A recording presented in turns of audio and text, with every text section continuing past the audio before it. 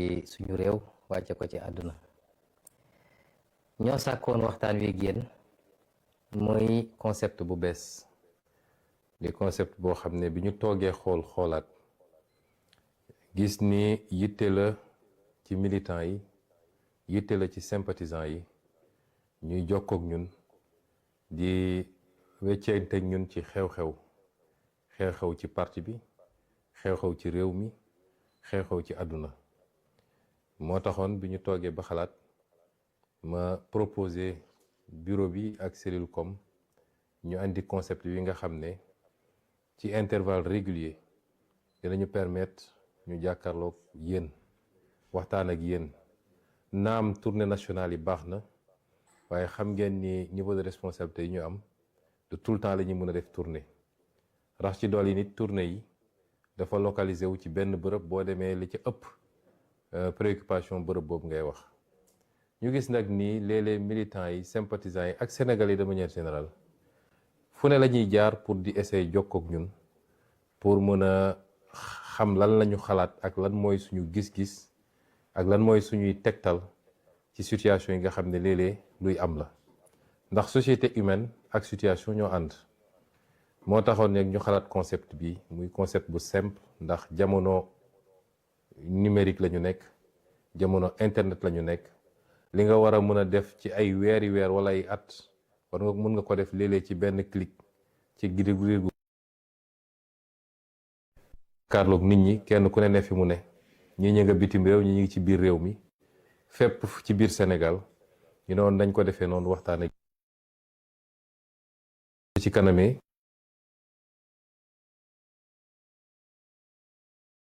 première édition bi wala première numéro bi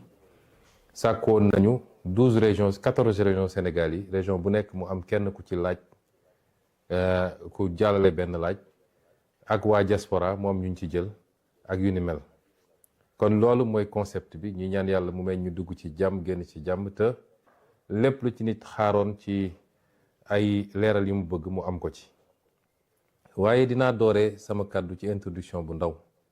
dangeen ma def ko ci kàllaama nasaraan ndax bëgg naa ci wax lu weesu réew mi ndax dafa di xew-xewu jamono mu làmb àdduna bi yépp. Chers amis d'ici et d'ailleurs, nous vivons des moments assez particuliers, des moments très sombres, des moments extrêmement délicats dont il nous faut mesurer toutes les conséquences et toutes les implications. Depuis 2 jours, s'est déclenché au Moyen-Orient une guerre, il faut l'appeler telle quelle, déclenchée par les États-Unis d'Amérique et leurs alliés israéliens qui ont choisi de frapper un pays, notamment l'Iran, et qui ont déclenché la riposte de ce pays qui a embrasé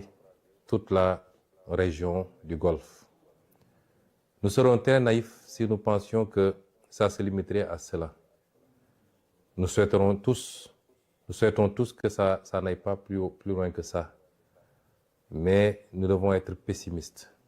voir les choses de la manière la plus lucide et la plus réaliste possible. Des frappes ont été opérées, une réaction s'est déclenchée, qui peut entraîner d'autres réactions avec d'autres acteurs qui vont entrer dans le conflit et peut-être des ramifications qui dépasseront cette partie du monde. C'est déplorable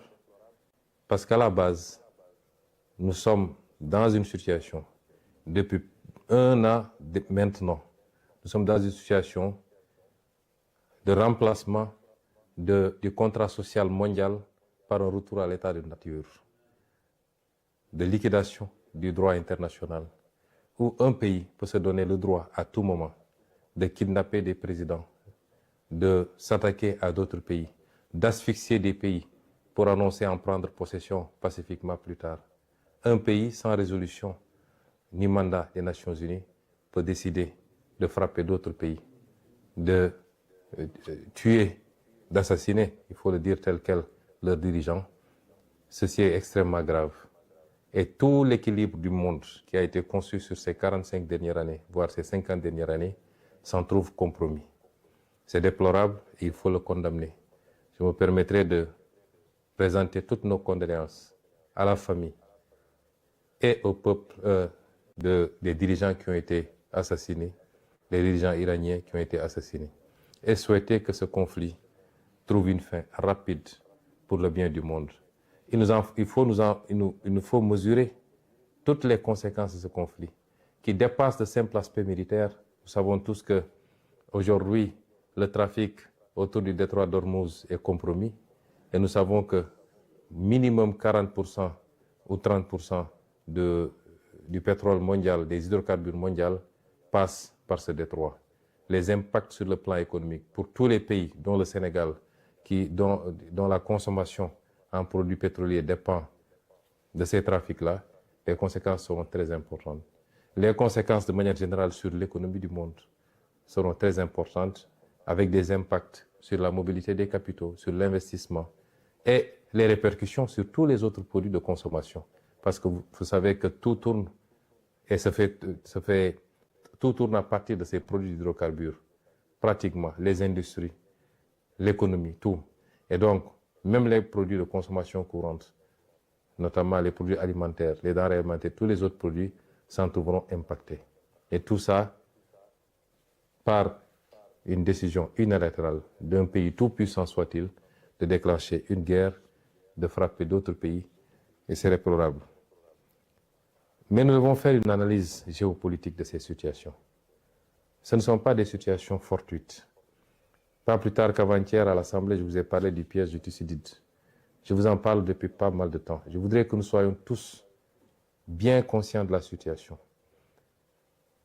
Nous avons des puissances émergentes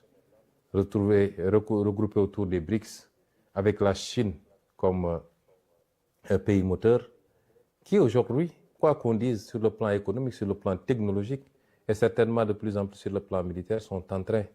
non seulement de rattraper tout le retard, mais de prendre le dessus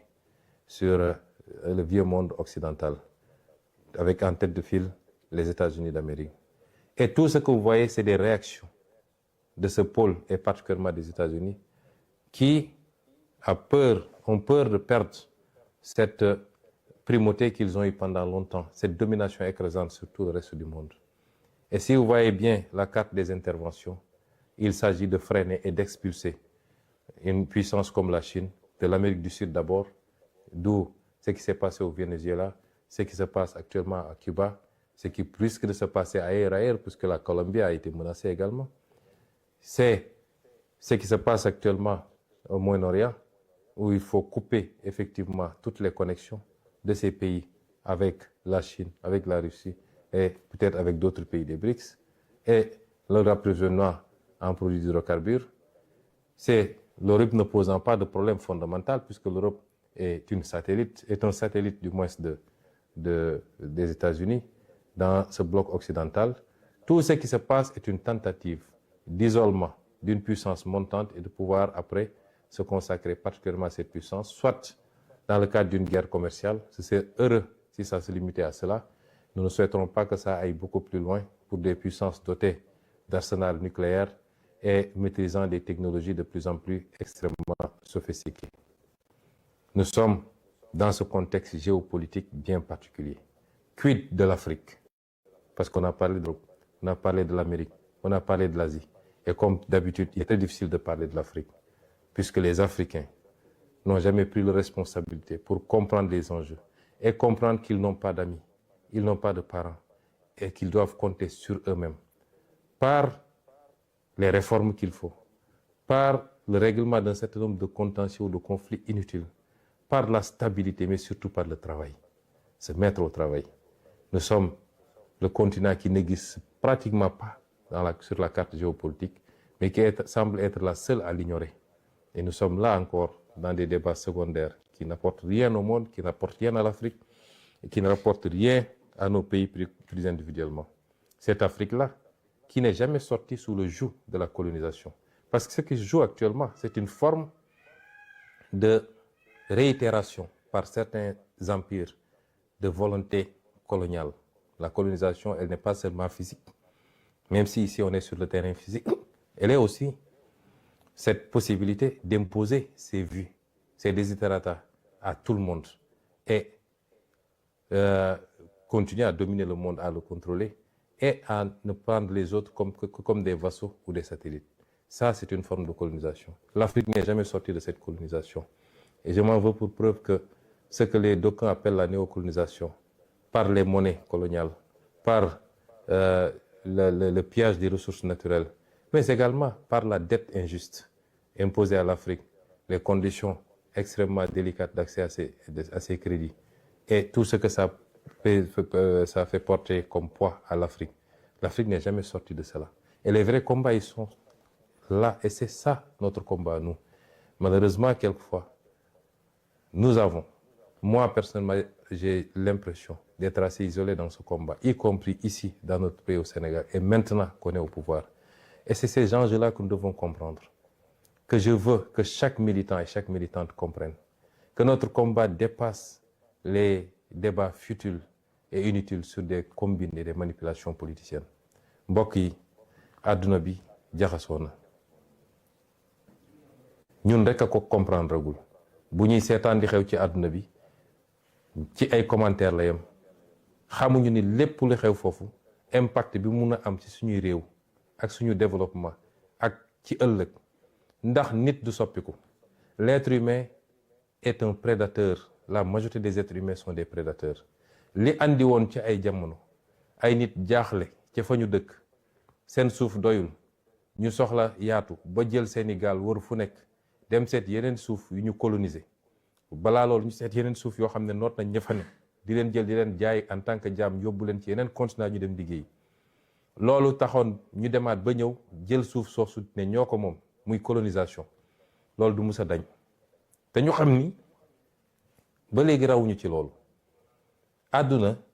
mën na doxaat ba nit ñi dellu si waat te dégg ngeen kenn ci kilifa yi mooy ku ñuy wax Marco Rubio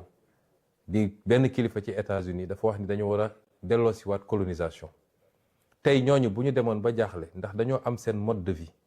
am benn niveau bu ñu tàmm ci richesse ak yu demee noonu bu ñu demoon ba xam ni loolu mënatuñ koo am te jàpp ni Sénégal am na alal goo xam ne mi ngi fi lan moo leen tere tey ñu ñëw ci seen doole ñëw nangu Sénégal comme tey ni ñuy attaqué ay réew di rey seeni président di jël seeni président yóbbu leen di leen tëj noonu la amee ci ñeneen ak ñeneen ci képp koo xam ne am na doole. moo tax Afrique benn yitte rek la waroon am Sénégal jiitu ci mooy jublu ci liggéey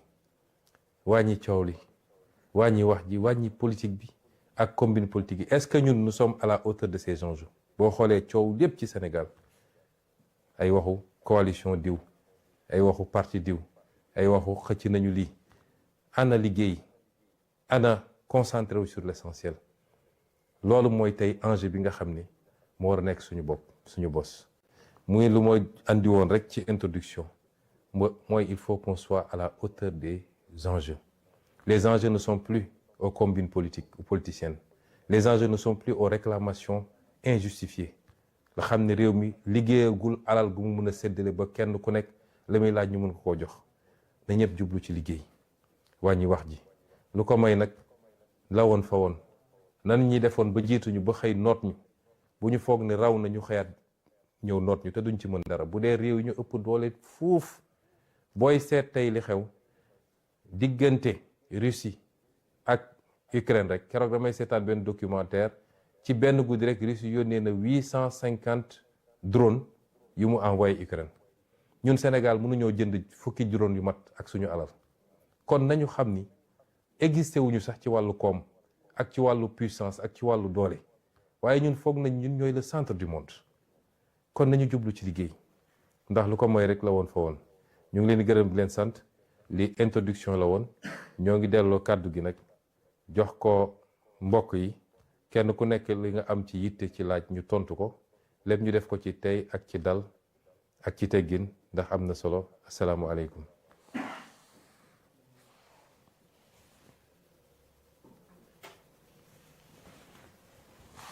jërëjëf président ñu ngi lay ziar di nuyu militant yëpp di nuyu patriote yëpp nekk ci live bi. donc li ñuy def rek mooy di très rapidement comme waxtaan ak pros la di ñuy jox militants yi ñu poser directement seen question niñ koy doxalee nag moo di ñuy dem zone bu nekk ñu daal di poser ñu jox nit ki nga poser benn question après président Ousmane Sonko daal di lay tontu noonu la ñuy progresser. Première zone bi ñuy dem moo di Kédougou Kédougou ñuy dem foofu jox kàddu gi ki nga xamante ni moo tudd Lému Ngom mu daal di poser question président Ousmane Sonko Lému mën nga poser sa question. Bonjour tout le monde. Je m'appelle Lému Ngom, pasteur Kédougou. Monsieur le Président Ousmane Sonko, nous constatons actuellement un climat tendu au sein du PASTEF. Quelle est votre position à ce sujet et quel conseil donneriez-vous aux militants quant à la posture adoptée face à cette situation? Merci. jërëjëf Lému ñu ngi nuyu waa Kédougou yëpp di leen ziar. Lému di leen wax ni namm nañ leen nag. laaj bi mu laaj am na solo ndax dama ko. mën nañ xool son bi. nee nañu am na wax ju am ci biir Pastef te wax ji bëri na man jàpp naa ni wax ji bëreetul ndax dafa am lu ma leen waxoon mooy dañu soxla woon rek clarification bu ñu demee ba clarification am ba position yi ñu xam ko defe naa wax ji bëreetul ndax Pastef parti bu mag a mag la Pastef dafa am fu mu jaar jàmmaarloog lu méttee loo xam ni kenn yaakaaroon ni mun nañ cee mucc ndax li ñu jàmmaar loolu dootuñu jàmmaarloog lu mel noonu ñi fi nekkoon dañoo yoroon nguur yor appareil politique bu mag yor coalition bu mag daa di fexe ba pouvoir bi yépp ñu tënk ko téye ko di leen defloo muy FDS wala leen ci FDS yi muy justice bi muy administration bi muy ñépp nekkoon à leur disposition ñu ànd ceeg dëgër ak soxor goo xam ne defe naa dootuñu ko gis ci àdduna ma yàgg leen wax ci jamono jooju ne bu soobee yàlla dinañu rawale projet bi bu soobee yàlla dinañ ko jàllale bu ñu demoon ba gàllankoor Ousmane Sonko du tey bu soobee yàlla ñu jàllale projet parce que liggéey nañu lu tax askan wi may ñu loolu te gëm naa nit yàlla du seetaan tey foofu la ñu toll kon nguur man bëgguma terme nguur ndax dafay renvoyer toujours à la jouissance waaye pouvoir dafa am lu mu ànd ak pouvoir dafa ànd ak fitna ñaare dafa ànd ak seytaane rawatina nag bu dee waajaluñu ko niñ ko war a waajalee mun na andi lu bëree bëri pouvoir a ni mel waaye ñun mënatuñu jànkonteeg lu ñu jànkonteel damay dégg léeg-léeg nit ñi naan léegi lay gën a metti parce que dañoo xamante suñu biir déedéet loolu amut xamante suñu biir dafay yombal mbir yi kon clarification am na xam nañu position kenn ku nekk Pastef nag weesu na loolu moo tax toujours dama naan militant yi ñoom sax léeg-léeg ñoom ñooy yokk wax ji ñoom ñooy andi wax ji clarification am na mooy Pastef mooy le principal parti le parti le plus structuré le plus fort et le plus solide au Sénégal sénégalais yi won ñu ko weesuwul élection législative bi ñu génn Pastef demal boppam yàlla jox ko lim ko jox jaarale ko ci sénégalais yi te loolu dañu fi ba léegi day yokk rek bu dee nag ci suñu biir ñëw nañu ba egg ci nguur mu am wuute ci gis-gis dañ koy delloo ci ëttu parti bi parce que parti bi dafa am ay charte am ay règles am nu muy fonctionner am lu mu jaayanteeg sénégalais yi la ñu boole lan la bu dee am na lu ñu boole li andi problème lan la bu dee am na est-ce que c'est strictement politique mooy ci parti bi la ñu amul gis-gis la ñu bokkul gis-gis wala dafa am loo xam ne ci état bi la mooy projet bi ñu porté ak ni ñu war a doxalee état bi ak fi ñu war a teg mbir yi est-ce que foofu am na wuute ci niñ ko yore amaana ñaar yëpp am na moo tax nag ma ne nañ ko delloo ci ëttu parti bi am na nu muy àttee parti bi noonu muy àttee nag responsable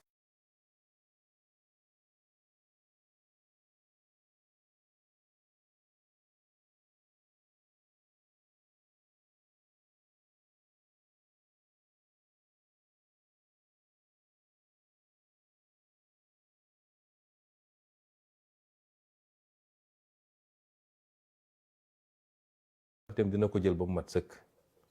parce que du parti bi mooy daw ci kannaaw ab nit ak koo munti doon man mi Ousmane Sonko moo demoon ba waroog parti bi moom mooy woon ne ma dellu sil ci li nga xam ne moom lañu moo ñu boole waaye du parti bi mooy tënku daw fekk ma doxal nañ ko noo xam ne nag fexe nañu ba kenn ku nekk déggal boppam barki démb bi ma président ne dafa bëgg a gisee ak député yi dama ko ne président loolu c'est pas une bonne idée su ma sañoon ñu bañ koo def moom defe naa fàttali na ko député yi barki démb ci liñ ma wax ma ne ko su ma sañoon ñu bañ koo def ñaar yi moo tax ma wax ko benn bi mooy waruñu koo def ci palais ba ndax njëkkoon na ma wax ni dafa bëgg a gisee ak coordonnateurs yi ma ne ko loolu lu baax la li tax may nangu loolu mooy damay bañ mu mel ni man maa dox digganteem ak parti bi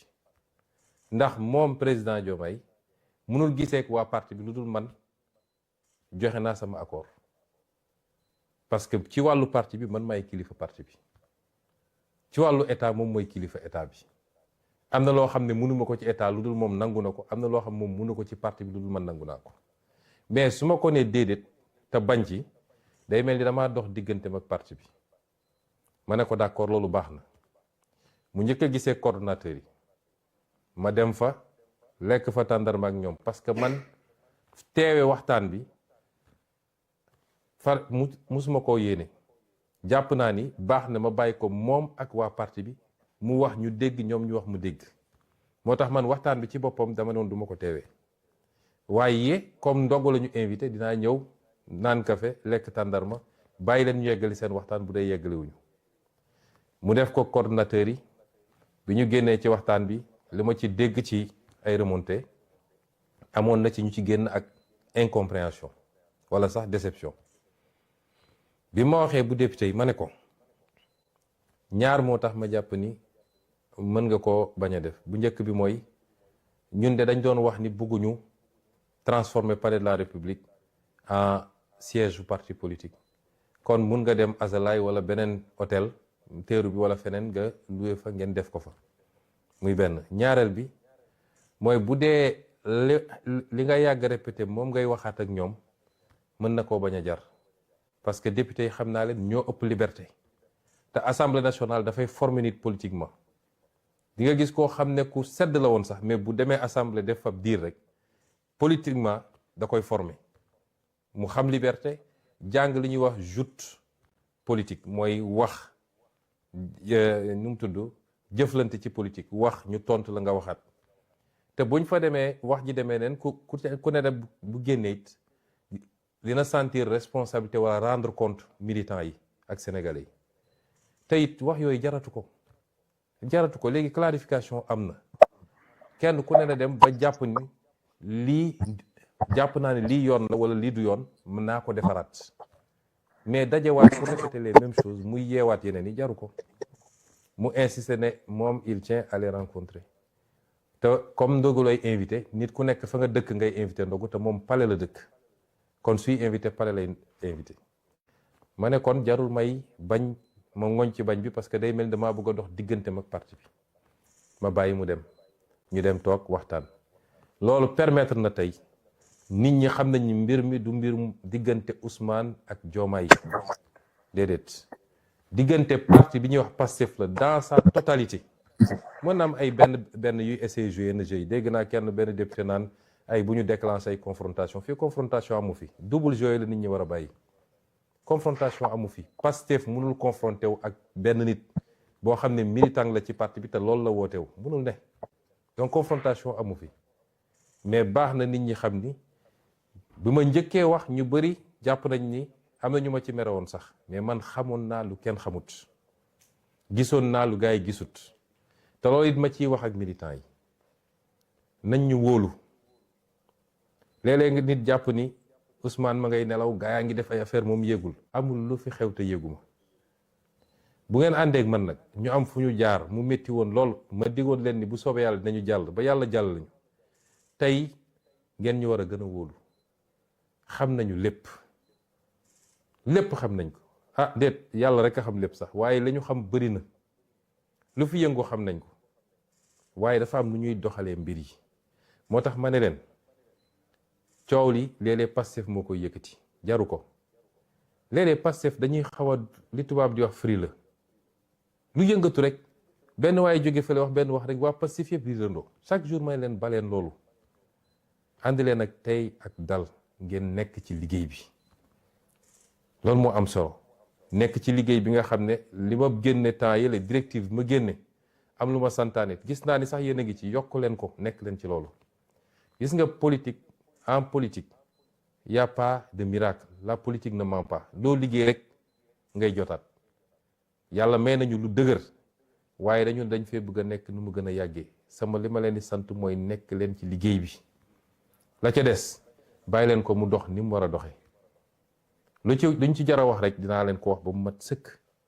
man awma ay nëbatu yu dul jeex loolu mooy ñi jàpp nañ ni sax défaut la ci man waaye lu jaruta wax tim bu leen ci wax ngeen xam ni tey dañoo boole fonction politique ak di gérer état loolu dafa am